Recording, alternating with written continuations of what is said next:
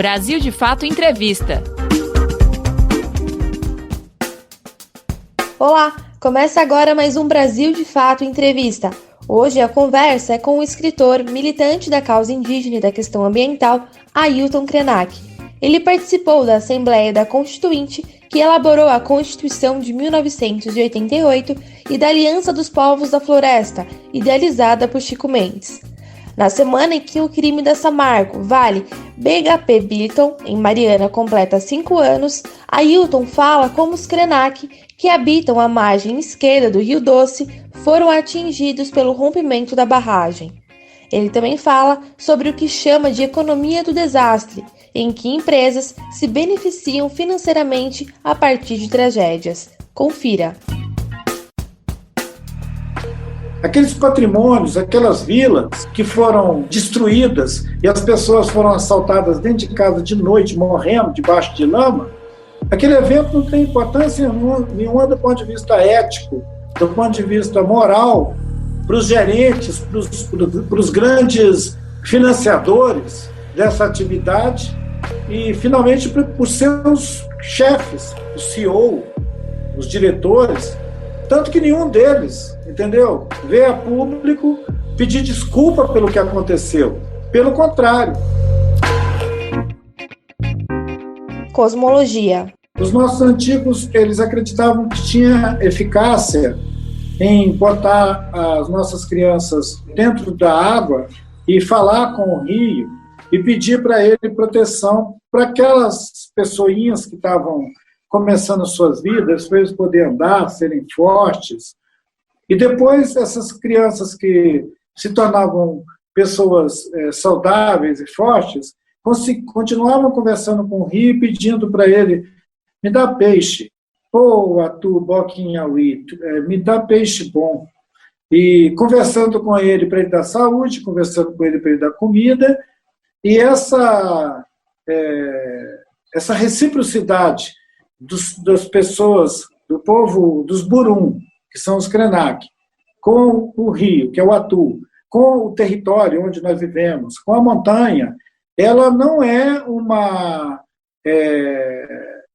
analogia sobre seres vivos e humanos.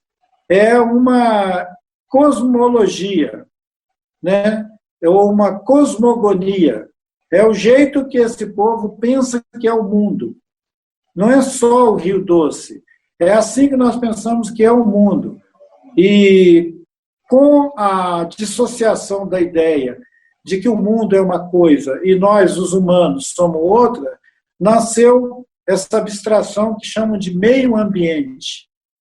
Meio ambiente é uma invenção da cabeça das pessoas que não conseguem viver a experiência de conversar com o rio, com a montanha, de se sentir afiliado com o território onde ele vive. Então, essas pessoas sem cultura, sem identidade, eles precisam imaginar uma ciência ambiental para dar conta do estrago que eles estão fazendo na Terra, na vida.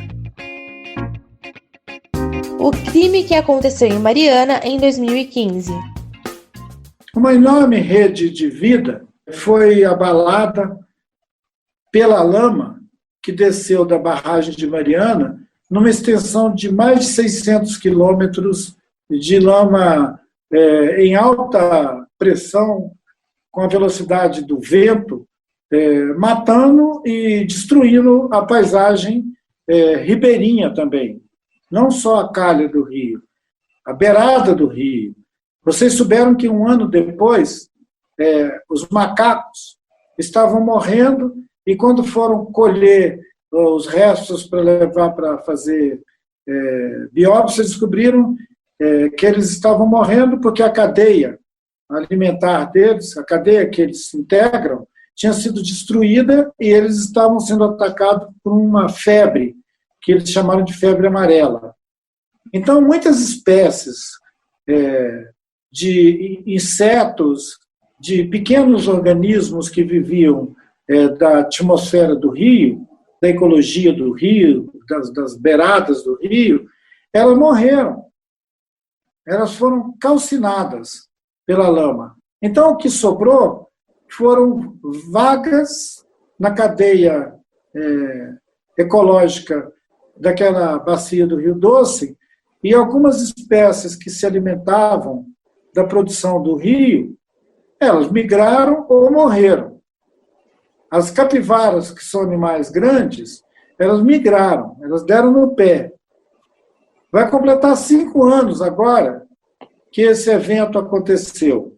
A pandemia favorece muito ao esquecimento do dano que esse crime ambiental causou à vida de milhares de pessoas e que está sendo minimizado. Recentemente, a Vale passou a veicular uma campanha de mídia na televisão, nos horários de novela e tudo, dizendo para as pessoas que está recuperando, restaurando a bacia do Rio Doce. Mostra algumas canteiros de obra e mostra imagens de rios com água limpa. Não sei onde eles arrumaram aquelas imagens, sugerindo que as pessoas já estão pescando e produzindo, criando peixe na bacia do Rio Doce. Eu não conheço nenhum lugar onde estão com criatórios de peixe dentro da bacia do Rio Doce, mas eles mostram isso nos filmes. As pessoas deveriam pegar o trem da Vale e descer até Vitória para ver como é que está a paisagem. Pode pegar o trem da Vale mesmo e para ver a mentira que ela está fazendo com a sua propaganda enganosa. É uma pouca vergonha a Vale insistir em dizer que está recuperando a bacia do Rio Doce. As famílias que estão à margem do Rio Doce, muitas delas não têm nem canal de interlocução com a Renova, com a Vale. E é uma ofensa para as pessoas que perderam familiares, que perderam a base da sua subsistência, da sua vida, assistir uma propaganda dizendo que tudo está voltando ao normal. A opinião pública tem que saber que não tem nada voltando ao normal. E nós estamos numa pandemia. E seria cínico dizer que durante esse ano que tudo parou, a Renova, a Vale, a Samarco, a BHP estão produzindo tanto resultado assim. Economia do desastre. A razão por que ela está resumida em dinheiro é exatamente porque não foram capazes de confrontar a realidade ambiental, ecológica, a questão de que a bacia do Rio já vinha sendo dragada, danada, destruída ao longo dos últimos, 100 anos. Desde que construíram a ferrovia, acompanhando o corpo do rio, e passaram a incidir sobre a mata, sobre a vegetação, sobre a vida selvagem, e transformar o rio num corpo pelado, um corpo desnudado, pegando sol e pegando tudo quanto é lixo e resíduo da bacia do rio, as cidades jogando seus resíduos lá dentro, todo esse dano, ele implicaria em muito maior investimento para recuperar ambientalmente a bacia do Rio Doce. Então é moleza transformar isso em compensação financeira. É o jeito fácil de fazer todo mundo esquecer o que aconteceu e seguir a vida. Continuar consumindo, continuar afetando cada vez mais a qualidade de vida nos seus próprios territórios. Eu não vejo como um desvio o fato de a única coisa que a Renova esteja fazendo seja pagar em dinheiro o dano que as pessoas sofreram. Porque isso é o imediato. E provavelmente, para as corporações que praticaram esse crime, é uma mixaria o que eles pagam para essas pessoas. Eu costumo dizer que agora nós estamos vivendo uma economia do desastre. Famílias que viviam da subsistência, de uma hora para outra, passaram a viver da indenização. Essas pessoas deixam as suas vidas e passam a viver uma outra vida, que é a vida de quem vai administrar o dinheiro da indenização. É como se você se aposentasse antes do tempo. É como se você tivesse a sua vida suspensa e uma vida substituta para você ir para a fila todo mês, pegar dinheiro, pagar conta e comprar coisa. É um confinamento daria para a gente fazer um paralelo que se a gente não tivesse, na bacia do Rio Doce, se não tivesse o risco de contágio pela Covid, as pessoas estariam confinadas da mesma maneira, esperando o caminhão-pipa, esperando a cesta básica e esperando o pagamento no dia certo do mês. Quer dizer, eles viraram dependentes de um sistema financeiro que eles não conhecem, que eles não têm capacidade de entender, não tem mesmo. Se você quisesse que a comunidade, estimada em aproximadamente 600 mil pessoas da bacia do Rio Doce, entendesse o que é dinheiro chegando ali, através de empreiteiras, de terceirizadas, dinheiro chegando nos armazéns, dinheiro chegando na forma de mercadoria, a rede de fornecedores toda sendo ativada a um crescimento assim, de 130%, 140% ao ano. Um camarada que antes vendia, sei lá, uma carreta de um determinado insumo, agora ele vende 30 carretas daquele insumo. Então, é claro que o dinheiro vai circular ali. Isso tudo pode mascarar uma situação de uma economia do desastre. Você cria um dano e depois você põe dinheiro lá. Isso não é novidade. Está cheio de países por aí fazendo guerra. Primeiro joga bomba num lugar, depois eles vão lá reconstruir o país. Agora nós estamos na fila. Eles destroem a bacia do Rio Doce, depois destroem a bacia do Paraopeba, e assim vão regaçando com os rios. O Rio São Francisco está sob ameaça de implantar mais uma barragem nele. O Rio São Francisco, todo mundo sabe que ele está esmilinguindo, ele está doente. Você faz mais uma barragem lá. Quando acontecer qualquer um evento que colapsa a vida do Rio São Francisco, quem é que vai indenizar as milhares de pessoas que vivem na bacia do São Francisco? Então, assim, é uma falta de governança, é uma falta de saber que isso aqui é um país e que as bacias hidrográficas constituem o território brasileiro. Eles não são propriedade particular das mineradoras. Se elas estragarem essas terras, elas devem muito mais do que indenização para as famílias. Elas estão causando um dano ao bem comum, a um patrimônio que é do país inteiro, que é do povo brasileiro. Estão destruindo um patrimônio do povo brasileiro. Tudo que é produzido da terra, tudo que é extraído da terra, a água, o minério, a floresta, a madeira, a produção agrícola, tudo isso sofreu um apertamento, sofreu um estrangulamento. A disputa no mundo inteiro por terra, por água, por floresta, ela é no mundo inteiro, não é só aqui em Minas Gerais, não. E Minas Gerais integra essa plataforma extrativista que está em muitos continentes, e aqui o Brasil é uma delas, a África também é. Tem outros países que são plataformas extrativistas, onde as corporações deitam e rolam. Então, assim, aqui é a nossa vez agora de ser esmagado por esse tipo de capitalismo que destrói os ambientes e vão para outro país depois. Quando não der mais aqui, eles vão para outro lugar, vão para a Ásia, vão para a China. Então, assim, nós estamos vivendo no mundo inteiro uma mudança climática que já deveria ter proibido a atividade da mineração, assim como já deveria ter sido proibida a extração de petróleo. Os combustíveis fósseis e a mineração são duas atividades primitivas, elas já deveriam ter sido encerradas no século XXI. A gente tem que pensar em outras economias para a gente resfriar o clima do planeta, senão nós vamos fritar todo mundo. Quando a temperatura do país chegar ao ponto de começar a matar a gente no meio da rua, talvez assim as petroleiras e as mineradoras vão finalmente entender que está na hora delas mudar de negócio. Você está acompanhando a conversa com o escritor e líder indígena Ailton Krenak.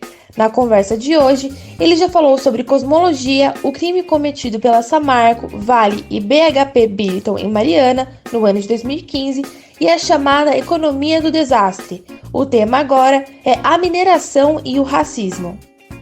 Nós não podemos nos esquecer que Mariana é um povoado histórico. Mariana e Ouro Preto foram as primeiras capitais do Brasil. Elas foram sedes do governo colonial, tão importante quanto Potosí, quanto outras cidades na América do Sul, para implantar o colonialismo aqui. Então, não é novo o histórico de abuso e de violência contra as comunidades originárias, os povos indígenas, e depois os afrodescendentes, e mesmo os africanos que foram trazidos como escravos para cá. É bom não nos esquecer que a matriz da mineração no Brasil é escravocrata. Quem furou as lavras de ouro no século XVII, XVIII, foram os negros, escravos. Foram os índios também, quando eles conseguiam manter os índios presos. Essa piada de que os índios não gostavam de trabalhar, ela nasceu da observação dos capatazes, que viam que os índios escapavam ao controle deles, porque conheciam o território e porque tinham relações com outros locais onde eles podiam se refugiar. Os negros demoraram para poder constituir as rotas de quilombo, que eram lugares de difícil acesso, onde eles podiam fugir do controle dos capatazes. Eram capatazes da mineração. A mineração nasceu de mão de obra escrava. Ela não tem dignidade nenhuma, não. Ela paga salário porque é obrigado. Se pudesse, ela continuar escravizando as pessoas. Aqueles corpos, não importa. Se a barragem passar em cima e matar todo mundo, não tem problema nenhum. Porque, historicamente, esses corpos nunca existiram. Nunca foi gente que morou naquelas vilas. Aqueles patrimônios, aquelas vilas que foram destruídas e as pessoas foram assaltadas dentro de casa de noite, morrendo debaixo de lama, aquele evento não tem importância nenhuma do ponto de vista ético, do ponto de vista moral, para os gerentes, para os grandes financiadores dessa atividade e, finalmente, para os seus chefes, o CEO, os diretores, tanto que nenhum deles, entendeu, veio a público pedir desculpa pelo que aconteceu. Pelo contrário, perguntaram para eles como que eles iam fazer para achar os corpos que as famílias ainda estavam reclamando e que não tinham sido desenterrados da lama. Ele disse, bom, para que tirar eles de lá? Já estão enterrados mesmo. Então, esse tipo de declaração, gente, ele é um tipo de declaração que está bem constituída na mentalidade dos administradores de garimpo, de mineração, desde a colônia. Vocês acham que essas empresas mineradoras bonitinhas, cheias de tecnologia moderna, mudaram de ideologia? Minério e dependência. No final do século XIX, tinha um sujeito que era muito escutado por todo mundo aqui em Minas Gerais. Ele disse que a mineração só dá uma safra. Ouro só dá uma safra. A atividade da mineração, ela só dá uma safra. Você tira e aquilo que você tirou não se repõe, acabou. Principalmente se você botar em cima de um trem e mandar para o porto e botar num navio. Aí acabou e foi para longe. Fica um buraco no lugar. O Carlos Drummond de Andrade, ele passou a vida inteira dele dizendo que tinha um buraco onde ele viveu, que é Itabira. Itabira é um buraco. Você pensa que as mineradoras têm vergonha de ter transformado Itabira num buraco? Não, pelo contrário. Elas fazem introjetar na mentalidade dos moradores desses lugares como se ela estivesse ali para favorecer as pessoas, proteger as pessoas, levar progresso para as pessoas. Não é falta de esclarecimento, é a persistência de uma atividade extrativista, uma atividade econômica que é extrativista e que não tem coragem de evoluir. Porque se a mineração tivesse coragem de investir e evoluir, ela não fazia o dano que ela faz aos lugares onde ela se instala. Mas se você pegar um diretor deles, um desses espertalhão, ele vai dizer para vocês que eles nunca investiram tanto. Que eles têm tecnologia de última geração. e que a mineração que eles fazem é limpa. E eles botam outdoor para todo lado dizendo que é sustentável. Eles investem muito mais em propaganda para fazer uma espécie de lavagem da sua história suja do que investir em tecnologia para diminuir o dano ambiental da atividade que eles continuam fazendo como querem. Todo mundo sabe que as barragens são obsoletas e mal feitas, e que elas têm duração. Só eles é que não sabem. Só os engenheiros é que não sabem. Qualquer morador da bacia do Rio Doce sabe que essas barragens tem uma hora que elas estouram e derramam em cima de quem está para baixo. Os municípios que cedem território para as mineradoras, eles ganham uma mixaria. Então, a sociedade tinha que botar em questão essas atividades predatórias, insustentáveis, e essa enganação que é a propaganda de que eles estão promovendo o progresso. Se a Vale estivesse promovendo o progresso, Minas Gerais não era um estado tão atrasado socialmente, economicamente, em relação aos outros estados brasileiros. Resistência indígena. Não tem 5 anos que os Krenak enfrentam a mineração. Na década de 20 do século passado, o governo da província de Minas Gerais separou uma reserva para as famílias que estavam ainda circulando na floresta do Rio Doce, para ir para dentro daquela reserva e liberar o nosso entorno do nosso território para passar a estrada de ferro. Essa estrada de ferro aí, a Vitória Minas, ela passou dentro do nosso território. Ela atropelou muitos índios que nem sabiam o que era um trem quando eles estavam abrindo a estrada. Quando nós fechamos a estrada de ferro em 2005, não foi por causa da barragem.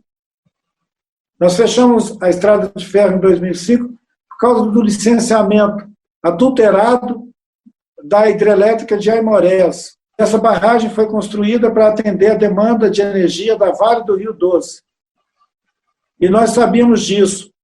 E os Krenak chamaram a Vale para discutir, a Vale fez ouvido moco, os Krenak avisaram várias vezes, eles não entenderam, aí o povo Krenak fechou a ferrovia. Foi um escândalo. Isso foi 10 anos antes da lama. Não é de hoje, não é de ontem, não. Nós estamos denunciando e enfrentando a arrogância dessas mineradoras desde que foi criada uma reserva para a gente viver num lugar onde eles estão predando o entorno todo. Se você olhar o Mato Grosso, lá onde está o Parque Nacional do Xingu, o Xingu é uma ilha de mata cercada de terra pelada por todos os lados pelos parceiros da mineração, que é o agronegócio. Então, hidrelétricas, mineração e agronegócio estão destruindo os rios, destruindo os aquíferos, acabando com a vida das pessoas, como uma atividade vencedora, uma atividade que acha que tem que ganhar um prêmio por causa disso. São atividades de exportação que não acrescentam nada à economia do Brasil. Seria, talvez, um exagero imaginar que, depois de uma história tão predatória e a constituição, a formação de uma sociedade desigual, complexa e desigual como a brasileira, que o pensamento, que a perspectiva dessa minoria que são os povos indígenas, pudesse criar mudança nesse mundo onde a infraestrutura e a governança da coisa é feita por não indígenas. As coisas vão de mal a pior não é por falta de conhecimento. As coisas vão de mal a pior é por causa de uma ideologia.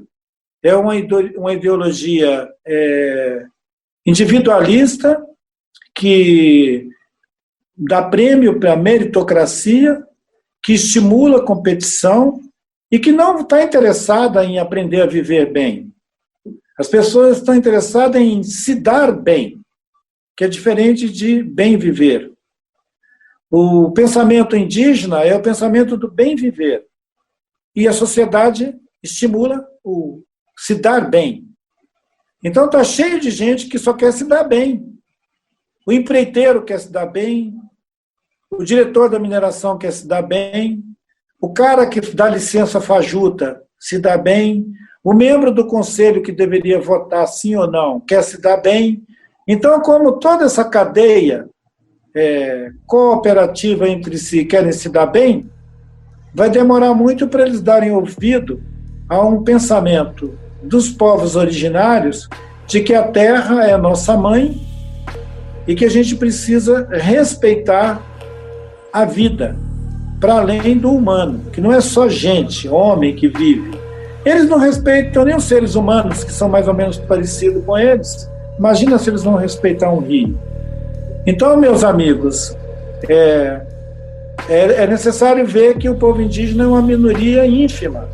E pretender que o pensamento indígena vai influenciar essa maioria escandalosa, predatória, seria querer muito, né? Você acabou de ouvir o BDF em entrevista com Ailton Krenak. Ele analisou o crime cometido pela Samarco, Vale e BHP Billiton na cidade de Mariana, em 2015, além dos aspectos históricos das empresas de mineração no nosso país. Ailton Krenak também falou sobre cosmologia, importância do meio ambiente e resistência indígena. Você pode conferir outras conversas como essa no YouTube, Spotify, Deezer e outras plataformas do Brasil de Fato. Ficha técnica. Apresentação: Caroline Oliveira. Entrevista: José Eduardo Bernardes. Edição: Vanessa Nascimento e André Paroche. Coordenação: Camila Salmásio e José Eduardo Bernardes. Direção: Beatriz Pasqualino e Nina Fidelis. Brasil de Fato Entrevista.